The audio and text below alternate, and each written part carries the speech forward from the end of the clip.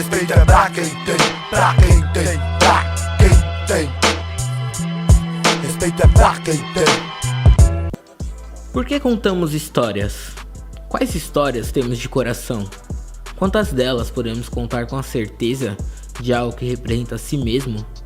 Os primeiros negros chegam no Brasil em 1550, eles chegam no Rio de Janeiro e só depois Santos vai virando um porto importante, São Paulo vai virando essa capital do café e também que tem um pouco desse dinheiro do ouro. E aí... Alguns desses questionamentos me levaram a querer conhecer as histórias afro-brasileiras, como já diria a música do Ponto de Equilíbrio. A nossa história vem de verdades e glórias. A nossa história não é contada na escola. A nossa história vem de verdades e glórias. A caminhada é conduzida pelo jornalista Guilherme Soares Dias e pela Relações Públicas Luciana Paulino, mostrando que as histórias afro-brasileiras estão por toda a cidade e no coração de SP em cada esquina, inclusive na Ipiranga com a São João, a mais famosa delas.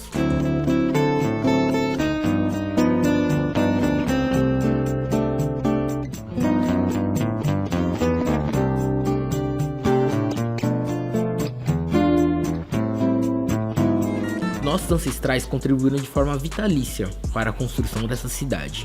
Temos igrejas que foram levantadas e estátuas que foram erguidas em sua homenagem, personagens que foram invisibilizados ao longo da história, como é o caso da escritora Carolina Maria de Jesus. A Carolina Maria de Jesus, eu sou apaixonada nessa mulher, ela é uma grande escritora, artista brasileira. E assim, até que enfim, hoje, nos dias de hoje, a gente tem falado dela e ela está conseguindo o devido reconhecimento.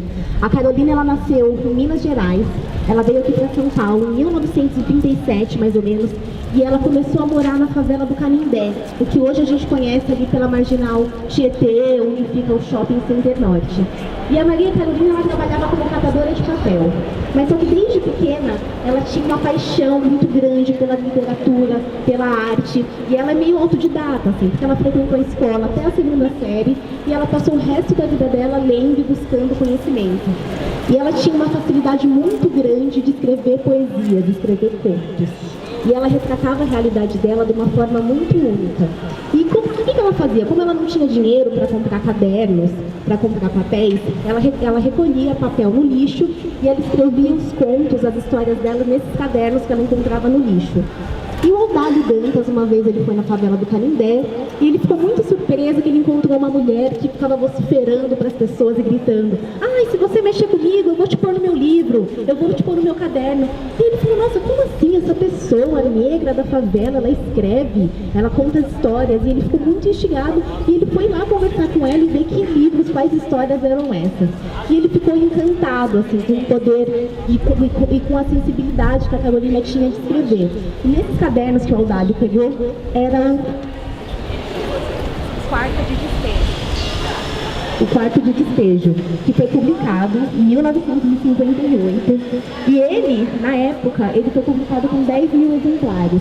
Esse livro ele foi esgotado em uma semana, os 10 mil exemplares. E a Carolina Maria de Jesus, ela começou a ter muita visibilidade, porque com esse dinheiro que ela ganhou, ela conseguiu sair da favela do Canindé e ela comprou uma casa linda em Santana para ela e para os 3 filhos dela. Mas mais uma vez ela levou um golpe do racismo e ela não conseguiu morar em Santana, que era um bairro de classe média.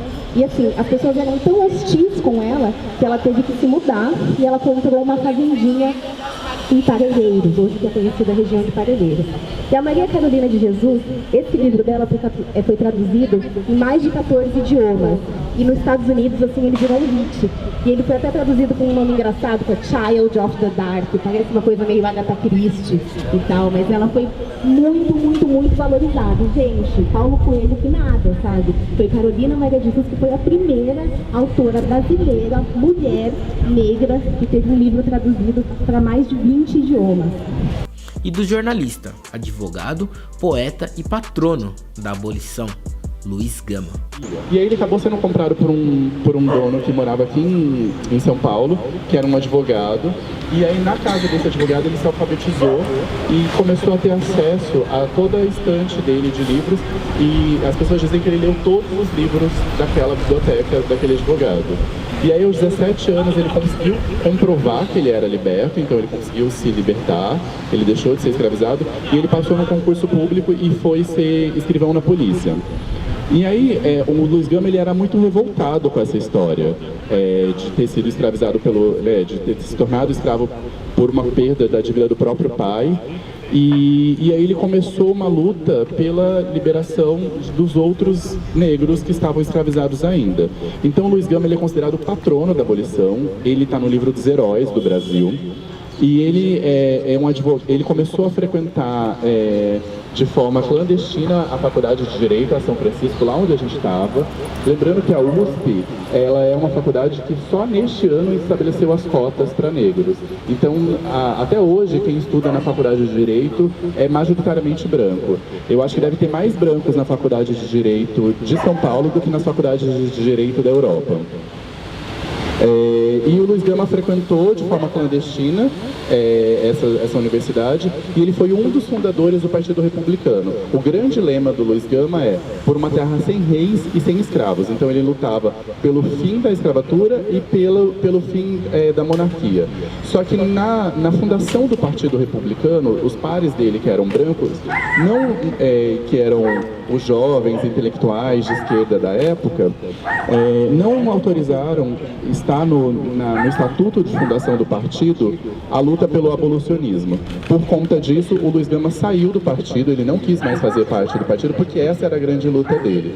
E aí ele começou a advogar, é chamado de rábula, ou a pessoa que não tem o diploma de advogado. Ele começou a advogar e assinar várias petições baseado na lei do ventre livre, porque essa lei estabelecia que quem nascia já era livre, e além disso, as pessoas que tinham algumas condições também podiam ser livres. O Luiz Gama, com essas petições, ele conseguiu libertar 500 escravos, é um número bastante expressivo, e ele começou a fazer uma coisa interessante, que era escrever nos jornais da época. Então, quando o juiz negava o pedido dele, ele ia lá, escrevia no jornal e tentava essa liberação via outras formas. Então, ele foi advogado, jornalista.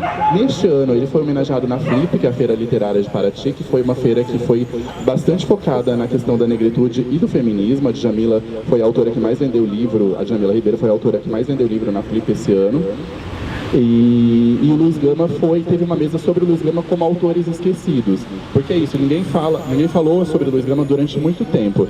O Luiz Gama passou a ser redescoberto, ele fez parte da Academia Paulista de Letras, que fica nesse prédio. Ele tinha uma das cadeiras, e aí a pessoa que assumiu a cadeira número 9, que era a cadeira dele, começou a falar sobre o Luiz Gama de novo, e aí por isso ele foi redescoberto. O Luiz Gama, ele está nessa estátua aqui por uma iniciativa do Progresso em homenagem aos homens pretos do Brasil. E aí, meu nome é Caulius, esse vídeo foi gravado antes da pandemia, mas a caminhada São Paulo Negra já está acontecendo. Eles estão seguindo todos os protocolos de medida de segurança de saúde. Eu vou deixar o link aqui na descrição. E se você curtiu o vídeo, comenta e compartilha. Tamo junto e valeu!